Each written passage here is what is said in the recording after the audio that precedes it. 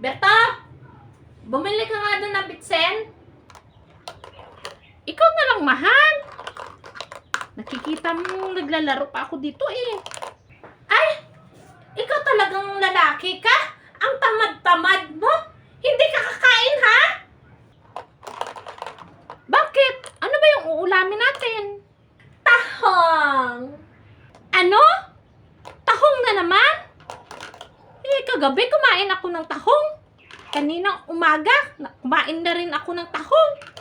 Eh, ngayong pananghalian, tahong na naman? Huh, kakasawa na. Wala na bang ibang ulam? Ikaw, Berto, ha? Hihilata-hilata lang yung ginagawa mo dyan. Eh, hindi ka nga marunong magluto, maglinis ng bahay. Tapos ngayon, rereklamo-reklamo kang tahong na naman? Ikaw yung maghanap ng ulam. Hehehe, joke lang, mahal. Ikaw naman, paborito ko yung tahong eh. O sige na, alis na ako. Bili muna ako. Kanina pa yung Berto na yun? Eh sabi ko, dalian niya kasi magluluto pa ako. Hanggang ngayon wala pa. Eh, malapit na mag-alauna. Sana kaya yung taong yun? Akala nila ha? Di ko sila papatulan. Sisiw lang sila sa akin. Oh, Berto?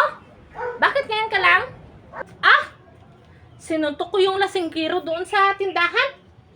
Eh, napakabastos eh. Ha? Bakit ka nanuntok? Anong kasalanan sa'yo?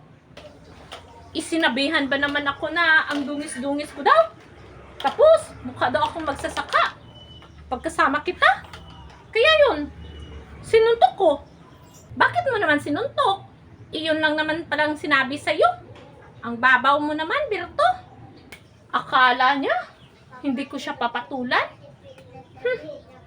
Malakas yata tong si Berto. Oh, kalma lang. Ano ba talaga yung sinabi sa'yo? Eh, bakit mo sinuntok? Pero mahal, nakonsensya ako eh. Oh, bakit ka nakonsensya? Eh kasi, totoo naman yung sinasabi nila na mukha akong magsasaka kapag magkasama tayo. Ha? Bakit mo naman nasabi?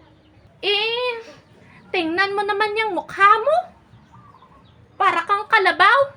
Ah, kalabaw. Kalabaw. Kalabaw pala, ha?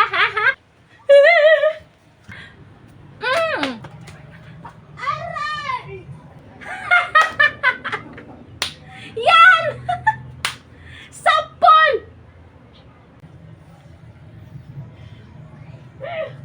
Hoy, Berta! Bumalik ka dito! Hindi pa tayo tapos! Kalabaw pala, ha?